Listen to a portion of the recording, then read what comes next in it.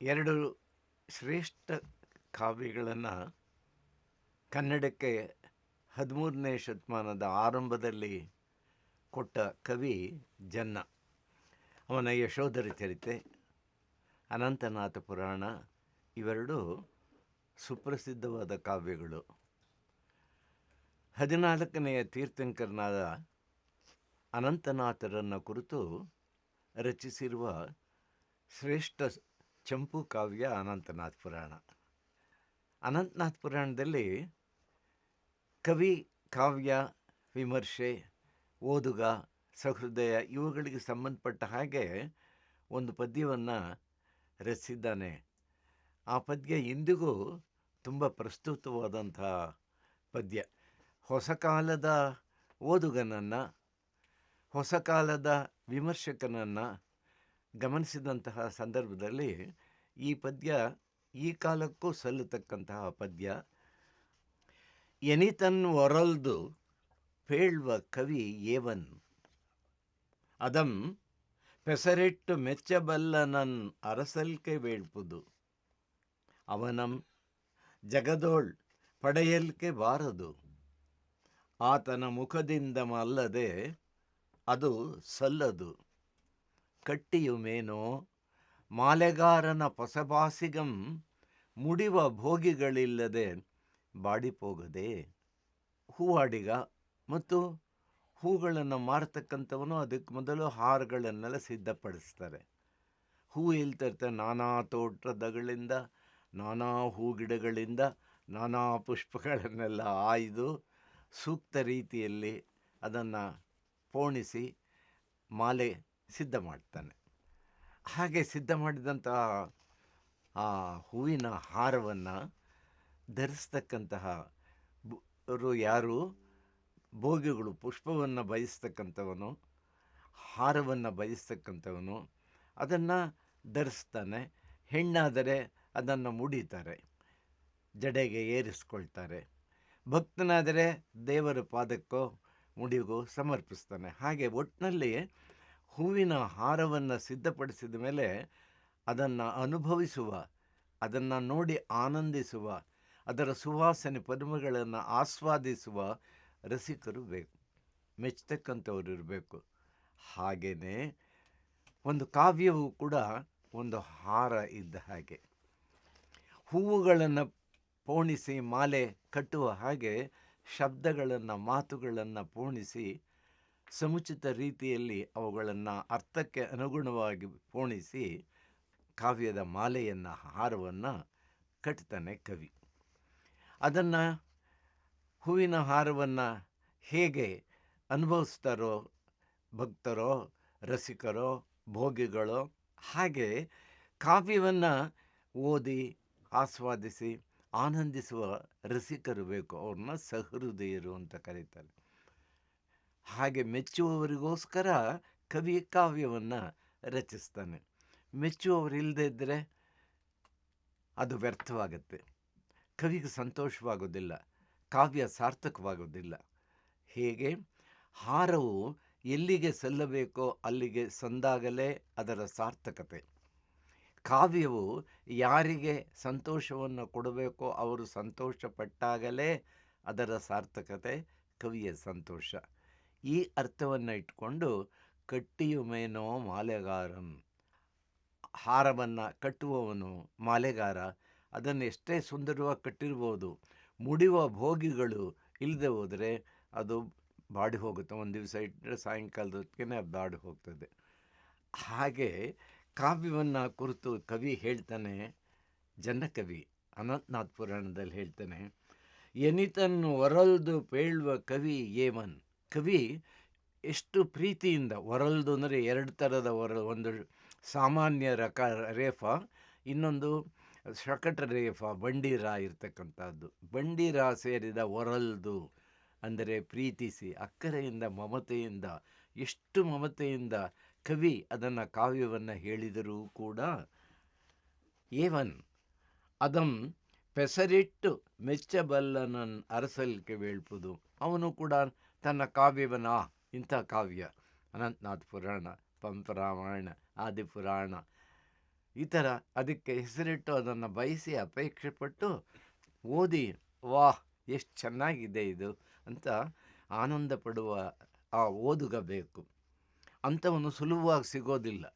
ಸಾಮಾನ್ಯ ಓದುಗನು ಸಿಗಬಹುದು, ಆದರೆ ನಿಜವಾಗಲೂ ಕವಿಯ ಹೃದಯವನ್ನು, ಕಾವ್ಯದ ಹೃದಯವನ್ನು ಅರ್ಥ ಮಾಡಿಕೊಂಡು ಅನುಸಂಧಾನಿಸಿ ಆನಂದಿಸುವ ಅಂತಃಕರಣ ಅದು ಬಹಳ ಮುಖ್ಯವಾದದ್ದು. ಅಂಥವನು ಸುಲಭವಾಗಿ ಸಿಗೋದಿಲ್ಲ. ಪೆಸರಿಟ್ಟು ಮೆಚ್ಚಬಲ್ಲನನ್ ಅರಸಲ್ಕೆ ಹುಡುಕಬೇಕು, ಅರಸಲ್ಕೆ ಬೇಡ್ಪುದು ಅವನಂ ಜಗದೋಳ್ ಪಡೆಯಲ್ಕೆ ಬಾರದು. ಅಷ್ಟು ಸುಲಭವಾಗಿ ಸಿಗೋದಿಲ್ಲ ಅವನು. ಆತನ ಮುಖದಿಂದ ಮಲ್ಲದದು ಸಲ್ಲದು. ಯಾತಕ್ಕೆ ಅವನು ಹುಡುಕ್ಬೇಕು? ಯಾತಕ್ಕೆ ಓದುಗಬೇಕು ನಿನಗೆ? ಯಾತಕ್ಕೆ ರಸಿಕಬೇಕು ಕವಿಗೆ ಅಂತಂದರೆ, ಅದನ್ನು ಓದಿ ಅವನ ಬಾಯಿನಲ್ಲಿ ಅದರ ಒಳ್ಳೆಯ ಮಾತುಗಳು ಹೊಮ್ಮಬೇಕು, ಅದನ್ನು ಕವಿ ಕೇಳಬೇಕು. ಆಗ ಕವಿಗೆ ಅಂದ್ಕೊಳ್ತಾನೆ, ಆಹಾ, ನಾನು ಇದನ್ನು ಬರೆದದ್ದು ಇವತ್ತು ಸಾರ್ಥಕವಾಯಿತು, ಅಂಥವರಿಗೆ ನಾನು ಕಾವ್ಯ ಬರೆದಿರೋದು.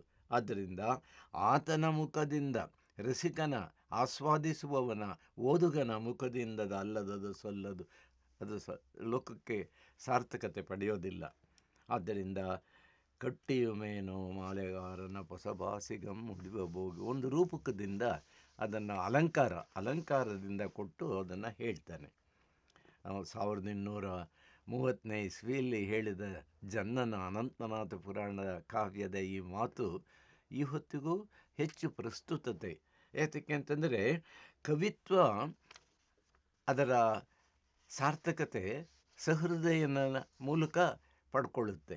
ಹಾಗೆ ಒಂದು ಸಹೃದಯಾಪೇಕ್ಷೆಯಿಂದ ಹೇಳಿದ ವೃತ್ತಪದ್ಯ ಇದು. ಆಧುನಿಕ ಕವಿ ಇದನ್ನೇ ಹೇಳ್ತಾನೆ. ಪಂಪ, ಅಭಿನವ ಪಂಪ ಅವರುಗಳೆಲ್ಲ ತಮ್ಮ ಕಾವ್ಯದಲ್ಲಿ ಏನೇನೋ ಹೇಳ್ಕೊಂಡಿದ್ದಾರೆ.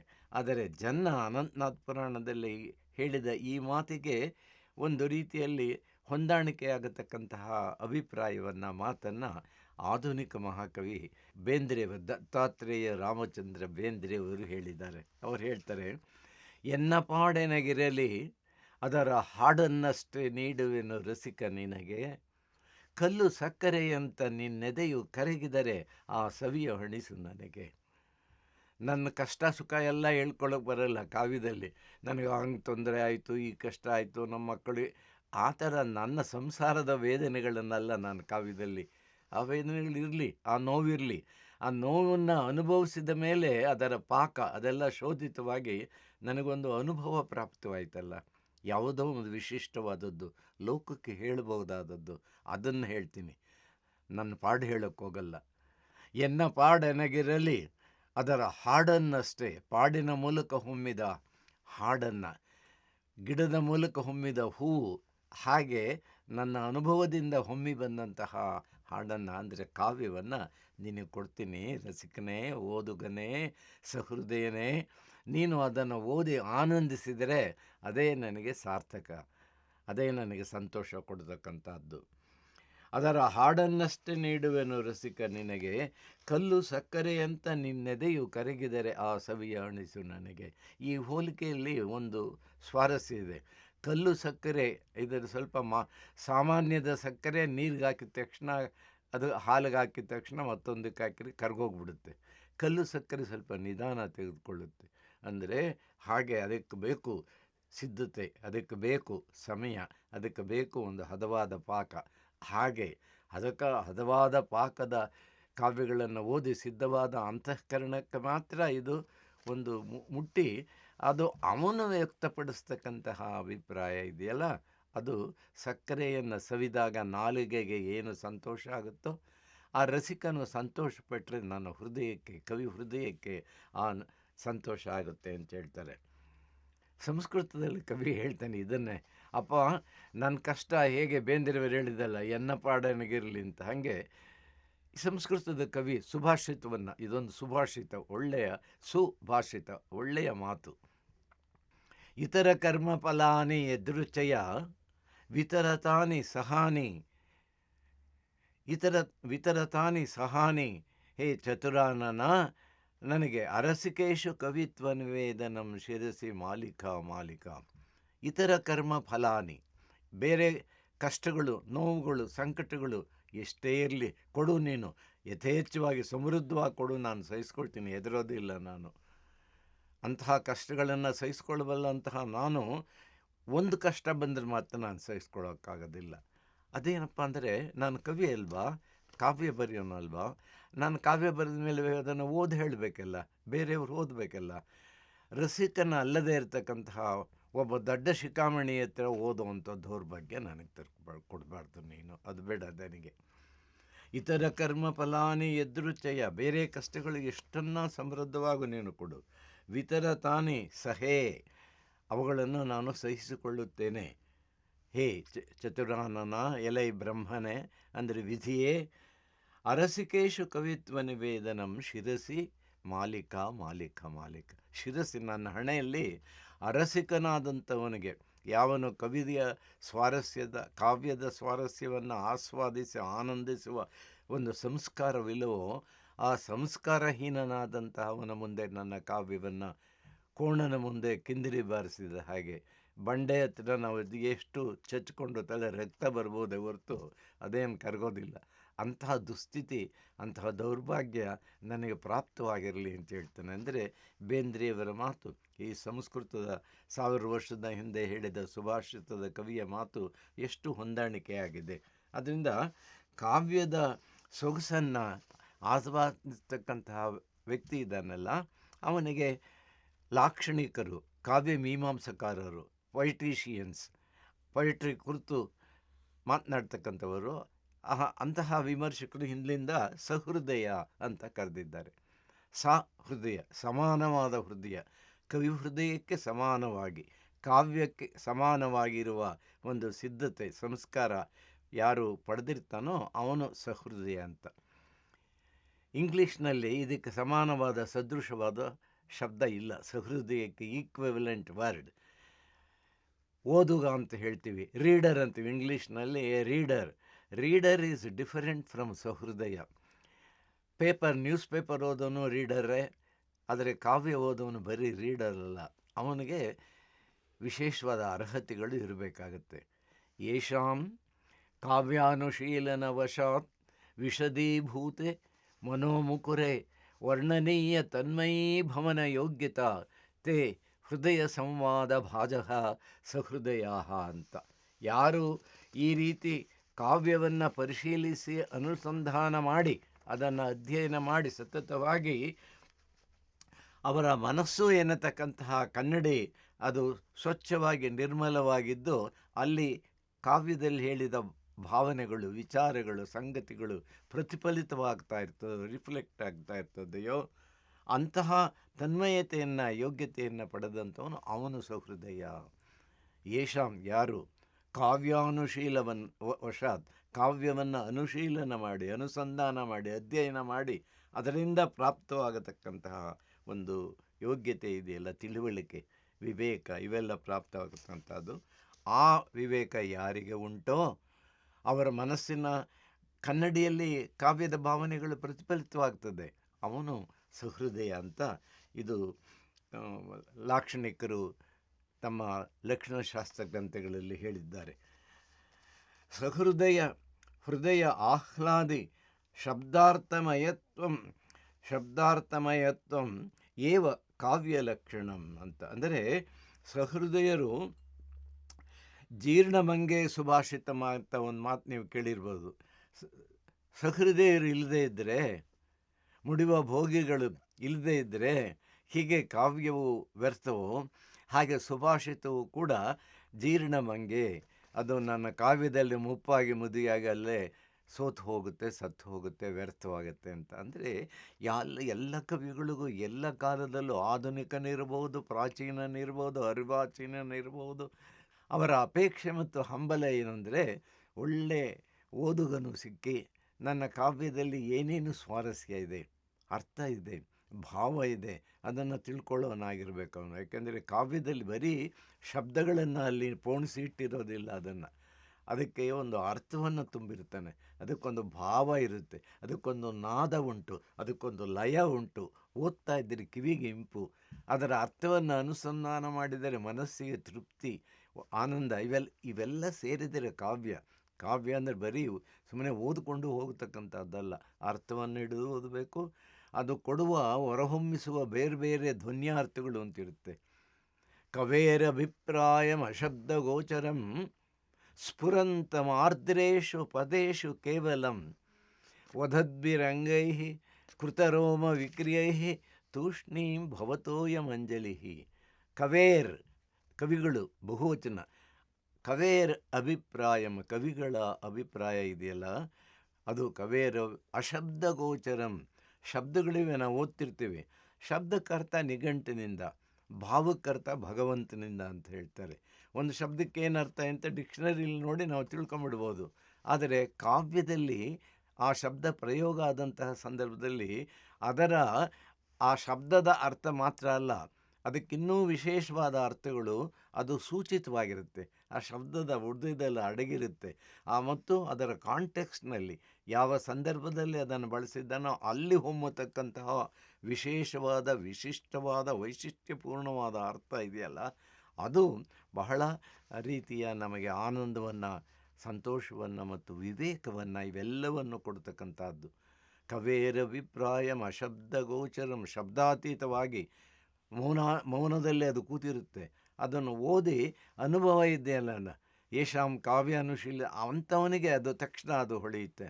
ಕವೇರಭಿಪ್ರಾಯಂ ಅಶಬ್ದಗೋಚರಂ, ಅದು ಎಲ್ಲಿ ಸ್ಫುರಿಸ್ತಾ ಇರುತ್ತೆ, ಹೊರಹೊಮ್ತಾ ಇರುತ್ತೆ, ವ್ಯಕ್ತವಾಗಿರುತ್ತೆ ಅಂದರೆ ಸ್ಫುರಂತಂ ಆರ್ದ್ರೇಷು ಪದೇಶು ಕೇವಲಂ. ರಸಾರ್ದ್ರವಾದಂತಹ ನವರಸಗಳಿಂದ ಖಚಿತವಾದ ಅರ್ಥ ಹೊಮ್ಮುವ ಹಾಗೆ ಶಬ್ದಗಳನ್ನು ಬಂದಿರುತ್ತೆ. ಶಬ್ದದಲ್ಲಿ ಒಂದು ರಸ ತುಂಬಿರ್ತಾನೆ. ಶೃಂಗಾರವೋ, ಹಾಸ್ಯವೋ, ಕರುಣವೋ, ರೌದ್ರವೋ, ವೀರವೋ, ಭಯಾನಕ, ಮತ್ತೊಂದು ಈ ನವರಸಗಳೇ. ಸೊ ಅಂತಹ ರಸ ಅರ್ದ್ರವಾದ ಅರ್ಥಗರ್ಭಿತವಾದ ಶಬ್ದಗಳಲ್ಲಿ ಸ್ಫುರಂತಂ ವ್ಯಕ್ತವಾಗಿ ಸ್ಫುರಿಸ್ತಾ ಇರ್ತದೆ, ಹೊರಹೊಮ್ಮುತ್ತಾ ಇರ್ತದೆ, ಪ್ರಕಟವಾಗ್ತಾ ಇರುತ್ತದೆ. ಕವೇರಭಿಪ್ರಾಯಂ ಅಶಬ್ದಗೋಚರಂ ಸ್ಫುರಂತಂ ಆರ್ದ್ರೇಷು ಪದೇಶು ಕೇವಲಂ. ಅದನ್ನು ಓದ್ತಕ್ಕಂತಹ ಆ ವ್ಯಕ್ತಿಗೆ, ಯಾರು ಕಾವ್ಯಾನುಶೀಲದಿಂದ, ಕಾವ್ಯದ ಅನುಸಂಧಾನದಿಂದ ವಿಶೇಷವಾದ ಸಂಸ್ಕಾರ ಪ್ರಾಪ್ತವಾಗಿದೆಯೋ ಅಂಥವನು ಓದುವ ಸಂದರ್ಭದಲ್ಲಿ ಅವನು ಎಷ್ಟು ಮಟ್ಟಿಗೆ ಅದರ ಸವಿಯನ್ನು, ಅದರ ನಾನಾ ಅರ್ಥದ ಛಾಯೆಗಳನ್ನು ಗ್ರಹಿಸ್ತಾನೆ ಅಂತಂದರೆ ಅದಕ್ಕೆ ಅವನಿಗೆ ಆನಂದದಿಂದ ಪುಳುಕ ಆಗುತ್ತೆ, ರೋಮಾಂಚನ. ಓದ್ತಾ ಓದ್ತಾ ಅವನ ಕೂದಲುಗಳು ನಿಮಿರುತ್ತೆ, ಆಹಾ ಅಂತ, ಅಷ್ಟರ ಮಟ್ಟಿಗೆ ಅದರಿಂದ ಪ್ರಭಾವಿತನಾಗ್ತಾನೆ. ಹಾಗೆ ವದದ್ಭಿರಂಗೈ ಕೃತರೋಮ ವಿಕ್ರಿಯೈ, ಪುಳುಕಗಳಿಂದಾಗಿ ರೋಮಗಳು ನಿಂತಿರುತ್ತೆ. ಅವನೇ ನಿಜವಾದ ಸಹೃದಯ, ಅವನೇ ಸರಿಯಾದ ಓದುಗ. ಕಾವ್ಯ ನಾನು ರಚಿಸೋದು ಅಂತಹ ಓದುಗ. ಆದ್ದರಿಂದ ತೂಷ್ಣೀಂ ಭವತೋಯ ಮಂಜಳಿವೆ, ಅಂತಹ ಸಹೃದಯನಾದಂತಹ ಓದುಗನಿಗೆ ನಾನು ಎರಡೂ ಕೈ ಜೋಡಿಸಿ ನಮಸ್ಕರಿಸ್ತೀನಿ. ಭವತೋಯಂ ಅಂಜಲಿ, ನನ್ನ ಕೈ ಒಂದು ಬೊಗಸೆ ಇದೆಲ್ಲ, ಇದನ್ನು ಜೋಡಿಸಿ ಅವನಿಗೆ ಹೀಗಾಗಿ ಸಹೃದಯನು ಕಾವ್ಯವನ್ನು ಬರೆಯತಕ್ಕಂಥದ್ದು. ಅಭಿನವ ಗುಪ್ತಾಚಾರ್ಯರು ಮತ್ತು ಆನಂದವರ್ಧನ ಇವರು ಧ್ವನಿ ಸಿದ್ಧಾಂತವನ್ನು ಕಾವ್ಯದ ಬೆಳವಣಿಗೆಯಲ್ಲಿ, ವಿಕಾಸ ಪಥದಲ್ಲಿ ಅದನ್ನು ತಂದು ಪೋಣಿಸಿದಂತಹ ಒಂದು ಕಾಣಿಕೆ ಕೊಟ್ಟಂತಹ ಮಹಾನ್ ಲಾಕ್ಷಣಿಕರು. ಆನಂದವರ್ಧನನ ಧ್ವನ್ಯಾಲೋಕಕ್ಕೆ ಅಭಿನವಗುಪ್ತರು ಧ್ವನ್ಯಾಲೋಕ ಲೋಚನ ಅಂತ ಅದಕ್ಕೆ ವ್ಯಾಖ್ಯಾನ ಬರೆದಿದ್ದಾರೆ. ಅದರಲ್ಲಿ ಅವರು ಒಂದು ಕಡೆ ಹೇಳ್ತಾರೆ, ಸರಸ್ವತ್ಯಾಸ್ತತ್ವಂ ಕವಿಸಹೃದಯಾಖ್ಯಂ ವಿಜಯತೆ. ಕೃತಿಯನ್ನು ರಚಿಸಿದ್ದಾನೆ ಮತ್ತು ಅದರಲ್ಲಿ ಸಾರಸ್ವತ ಸಂಪನ್ನವಾದಂತಹ ಒಂದು ವಾಗ್ಧಾರೆ ಇತ್ತೆಲ್ಲ, ವಿಚಾರಧಾರೆ ಇತ್ತೆಲ್ಲ, ಕಾವ್ಯದ ಸ್ರೋತ.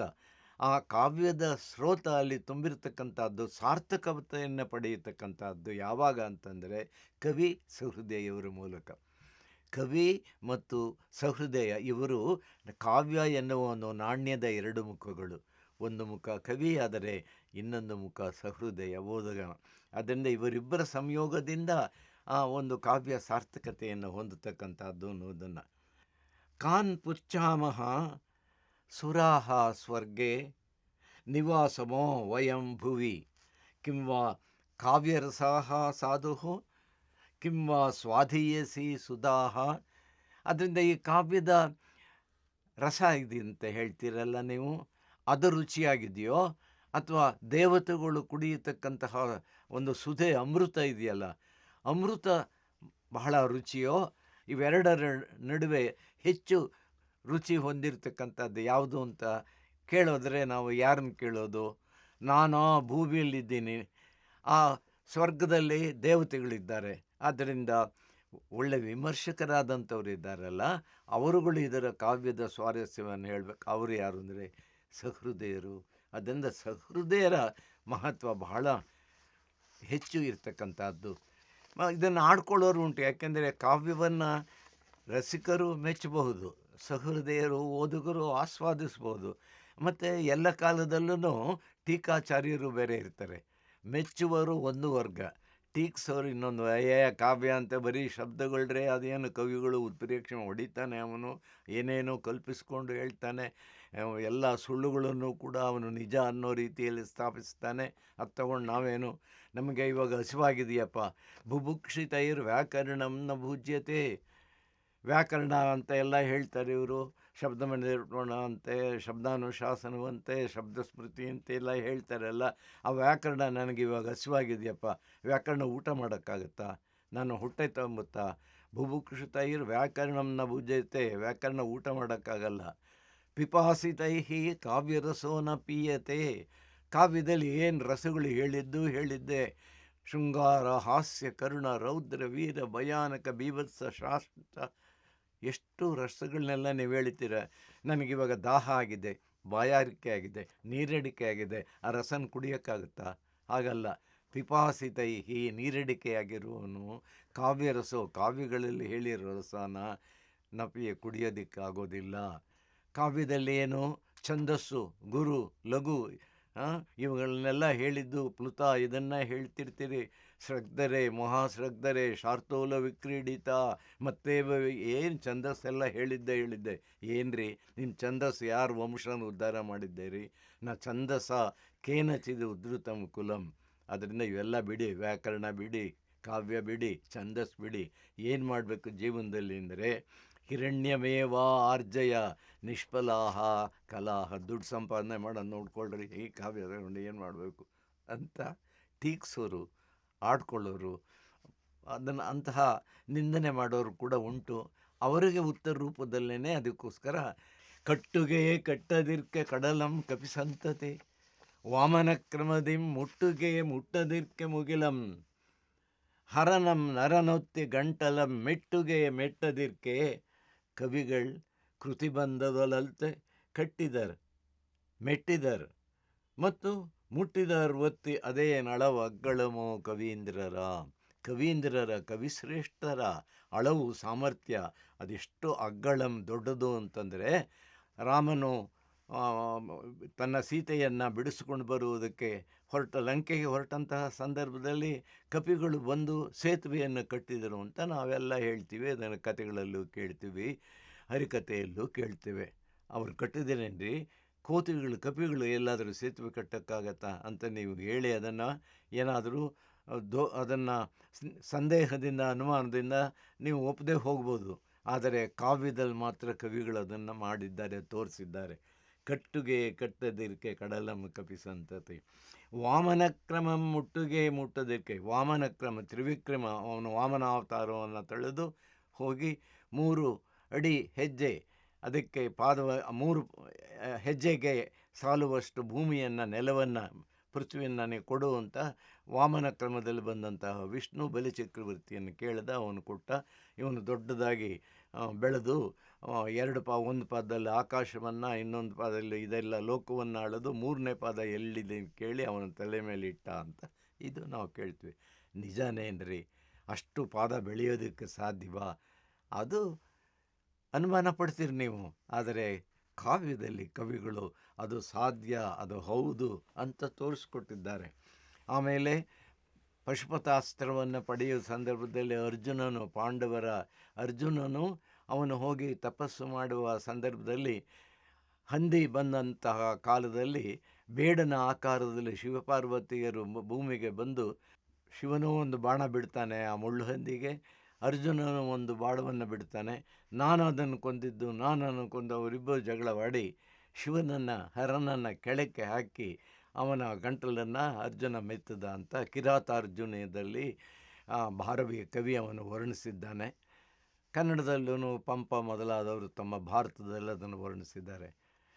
ಭಗವಂತನನ್ನು, ಹರನನ್ನು, ಶಿವನನ್ನು ಎಲ್ಲಾದರೂ ಸೋಲಿಸೋದಕ್ಕೆ ಆ ಥರ ಸಾಧ್ಯವೆ ಅಂತ ನಾವು ಭಕ್ತರಾಗಿ ಅದನ್ನು ಎಲ್ಲ ಸುಳ್ಳು ಇದು ಅಂತ ಹೇಳಿ ನಿರಾಕರಿಸ್ಬೋದು.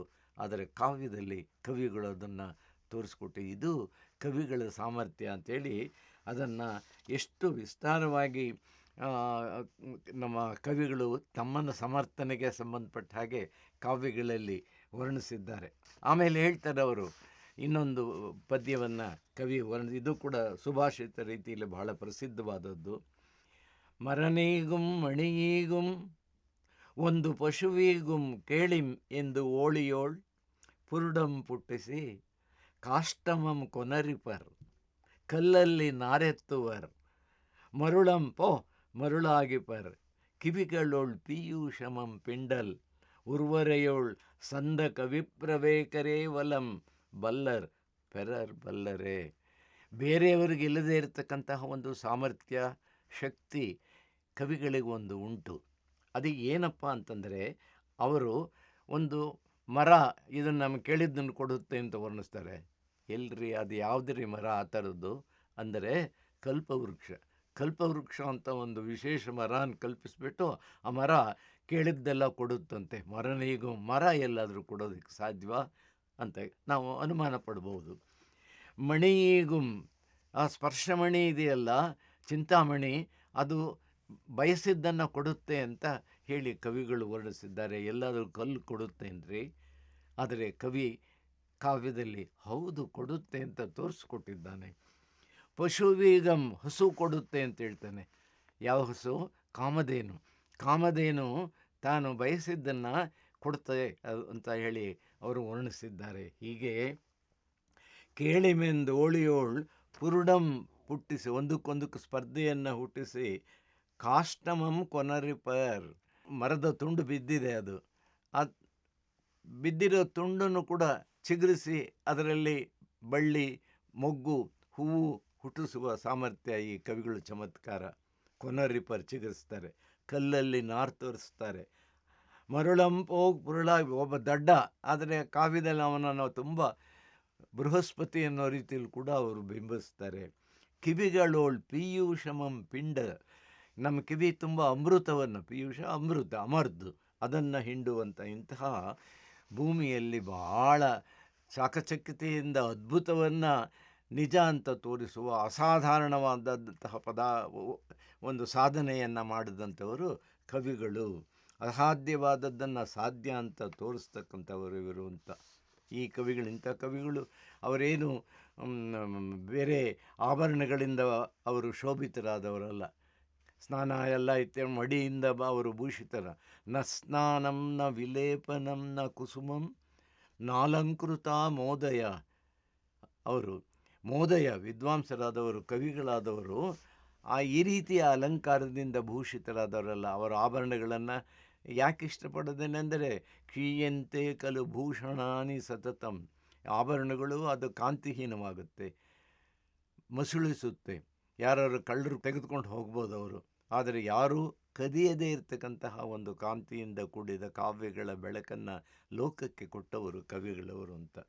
ಆದ್ದರಿಂದ ಅವರಿಗೆ, ಕವಿಗಳಿಗೆ ಅಂತಹ ಒಂದು ವಾಕ್ ಸಾಮರ್ಥ್ಯ, ನಿಜವಾದ ಭೂಷಣ. ಅವರು ಯಾವುದೋ ಆಭರಣ ತೊಟ್ಟಿದ್ದಾರೆ ಅಂದರೆ ವಾಗ್ಭೂಷಣ, ಮಾತಿನ ಮೇಲೆ ಎಂತಹ ಪ್ರಭುತ್ವವನ್ನು, ಹಿಡಿತವನ್ನು ಅವರು ಸಾಧಿಸಿಕೊಂಡಿದ್ದಾರೆ ಅಂತಂದರೆ ಅದರ ಮೂಲಕ ಅವರು ಲೋಕದಲ್ಲಿ ಪ್ರಸಿದ್ಧರಾಗಿರ್ತಕ್ಕಂಥವರು ಅಂತೇಳಿ ಹೀಗೆ ಕಾವ್ಯದ ಸೊಗಸನ್ನು, ರಸವನ್ನು ಕುರಿತು ಕವಿಗಳು ವಿಸ್ತಾರವಾಗಿ ತಮ್ಮ ಕಾವ್ಯಗಳಲ್ಲಿ ವರ್ಣಿಸಿದ್ದಾರೆ. ಅದು ಆಧುನಿಕ ಕವಿ ಇರಬಹುದು ಮತ್ತು ಪ್ರಾಚೀನನಾದ ಕವಿ, ಎಲ್ಲ ಕವಿಗಳು ಎಲ್ಲ ಕಾಲದಲ್ಲಿಯೂ ಕೂಡ ಒಂದು ವಿಮರ್ಶನ ಪ್ರಜ್ಞೆಯಿಂದ ಕೂಡ ತಮ್ಮ ಕಾವ್ಯದ ಸೊಗಸನ್ನು ಮತ್ತು ಮಹತ್ವವನ್ನು ಬಿಂಬಿಸುವುದರ ಜೊತೆಗೆ ಅವರ ಕಾಲದಲ್ಲಿದ್ದಂತಹ ಕವಿಗಳ ದೋಷವನ್ನು ಅವರು ಹೇಳಿ ಅಂತಹ ದುಷ್ಕವಿಗಳನ್ನು, ಕುಕವಿಗಳನ್ನು ನಿಂದಿಸಿ ಸುಕವಿಗಳನ್ನು, ಶ್ರೇಷ್ಠವಾದ ಕವಿಗಳನ್ನು ಬಿಂಬಿಸಿ ಕಾವ್ಯದ ಮಹತ್ವವನ್ನು ಲೋಕಕ್ಕೆ ಉದ್ದಕ್ಕೂ, ಸಾಹಿತ್ಯ ಚರಿತ್ರೆಯನ್ನು ಅಧ್ಯಯನ ಮಾಡುವಾಗ ಇದನ್ನು ಕಾಣ್ಬೋದು, ಉದ್ದಕ್ಕೂ ಎಲ್ಲ ಕವಿಗಳು ಕಾಲಕ್ಕೆ ಹೇಳ್ತಾ ಬಂದಿದ್ದೇವೆ. ಕವಿಗಳಲ್ಲಿ ಕೂಡ ಸಾಮಾನ್ಯನಾದಂತಹ ಕವಿಗೆ ಏನಾದರೂ ಮಹತ್ವ ದೊರೆತು ಬಹಳ ಶ್ರೇಷ್ಠನಾದ ಕವಿ ಇದ್ದಾನೆ, ಅವನಿಗೆ ಯಾವ ಪ್ರಶಸ್ತಿಗಳು ಇತ್ಯಾದಿಗಳು ದೊರಕುತ್ತೆ, ಅವನಿಗಿಂತಲೂ ಕೆಳದರ್ಜೆಯ, ಕಡಿಮೆ ದರ್ಜೆಯ ಕಾವ್ಯದಲ್ಲಿ ಅಂತಹ ಸತ್ವ ಇಲ್ಲದೆ ಇರುವ ಸಾಮಾನ್ಯ ಕೃತಿಗಳನ್ನು ರಚಿಸಿದವನಿಗೂ ಇವನ ಕಣ್ಣೆದುರಿನಲ್ಲಿ ಪ್ರಶಸ್ತಿಗಳು ಪ್ರಾಪ್ತವಾಗಿ ಗೌರವಾದಿಗಳು ದೊರಕದಂತಹ ಸಂದರ್ಭದಲ್ಲಿ ಈ ನಿಜವಾದ ಶ್ರೇಷ್ಠ ಕವಿಗೆ ಮನಸ್ಸು ನೋಯುತ್ತೆ. ಅಂಥವನು ಒಬ್ಬ ಕವಿ ಹೇಳ್ತಾನೆ, ಅಲ್ಲೆಲ್ಲೋ ಕತ್ತೆ ಮೇಯ್ತಾ ಇರುತ್ತೆ, ಆ ಕತ್ತೆ ಹೇಳ್ತಾನೆ ಅವನು, ರೇ ರೇ ರಾಸಭ, ಎಲೆ ಕತ್ತೆಯೇ, ಅಲ್ಲಿ ಇಲ್ಲಿ ನಿನ್ನ ಕಷ್ಟಪಟ್ಕೊಂಡು ಯಾಕಪ್ಪ ಹುಲ್ ಮೇಲ್ಕೊಂಡಿದ್ದೀಯ ನೀನು, ಹೋಗು ಅರಮನೆಗೆ, ನಿನಗೆ ಅಲ್ಲಿ ಎಲ್ಲ ಹುರುಳಿ ಕಾಳು ಅದನ್ನೆಲ್ಲ ಕೊಟ್ಟು ನಿನಗೆ ಚೆನ್ನಾಗಿ ಮಾಲೀಶ್ ಎಲ್ಲ ಮಾಡಿ ಕಾಪಾಡ್ತಾರೆ ಅಂತ. ಕತ್ತೆ ಹೇಳುತ್ತೆ, ಅಯ್ಯೋ ನಾನು ಕತ್ತೆನ ಎಲ್ಲಿ ಬಿಡ್ತಾರೆ ಅರಮನೆ ಒಳಕ್ಕೆ, ಅಯ್ಯೋ ಅವ್ರಿಗೆ ಕತ್ತೆ ಯಾವುದು ಕುದುರೆ ಆಗೋದು ಗೊತ್ತಾಗಲ್ಲ, ಬಾಲವನ್ನು ನೋಡ್ತಾರೆ, ಬಾಲ ನೋಡಿದರೆ ಎಲ್ಲ ಒಂದೇ ಅಂತ ಬಿಡ್ತಾರೆ. ಅಂದರೆ ಈ ರೀತಿ ಮಾತುಗಳನ್ನು ಹೇಳಿದ ಕವಿಯ ಉದ್ದೇಶ ಏನು ಅಂದರೆ, ಶ್ರೇಷ್ಠತೆ ಯಾರು ಅಶ್ರೇಷ್ಠತೆ ಯಾವುದು ಎನ್ನುವ ವಿಮರ್ಶನ ಪ್ರಜ್ಞೆ ಇಲ್ಲದೇ ಇರತಕ್ಕಂಥ ಅಧಿಕಾರಿಗಳು ಇದ್ದರೆ ಆವಾಗ ಸರಿಯಾದ ನ್ಯಾಯ ಶ್ರೇಷ್ಠ ಕವಿಗಳಿಗೆ ದೊರಕೋದಿಲ್ಲ ಅಂತ ತನ್ನ ವೇದನೆಯನ್ನು ತೋಡ್ಕೊಂಡಿದ್ದು. ಹೀಗಾಗಿ ಕವಿ, ಕಾವ್ಯ, ಓದುಗ ಇವುಗಳನ್ನು ಕುರಿತು ಚಿಂತನೆ ಮಾಡತಕ್ಕಂತಹ ಅನೇಕ ವಿಚಾರಗಳನ್ನು ನಮ್ಮ ಕವಿಗಳು ತಮ್ಮ ಕಾವ್ಯದಲ್ಲಿ ಸೇರಿಸಿದ್ದಾರೆ. ಅದನ್ನು ನಾವು ಗಮನಿಸಬೇಕು. ಯಾವುದೋ ಒಂದು ಕಾವ್ಯದ ವಸ್ತು ಇದ್ದು ಅದೊಂದು ಕಥೆಯನ್ನು ಒಂದು ಕಥಾನಾಯಕಿ ಅಥವಾ ವಿರೋಧಿಸ್ತಕ್ಕಂತಹ ಉಪನಾಯಕ ಇವರ ಕಥೆಗೆ ಅಷ್ಟಕ್ಕೆ ನಾವು ಕಾವ್ಯವನ್ನು ಸೀಮಿತಗೊಳಿಸುವುದಲ್ಲ. ಆ ಒಂದು ಕಾವ್ಯ ಅದೊಂದು ಪ್ರಪಂಚ. ಅದು ಅಪಾರೇ ಕಾವ್ಯ ಸಂಸಾರೇ ಕವಿರೇವ ಪ್ರಜಾಪತಿ.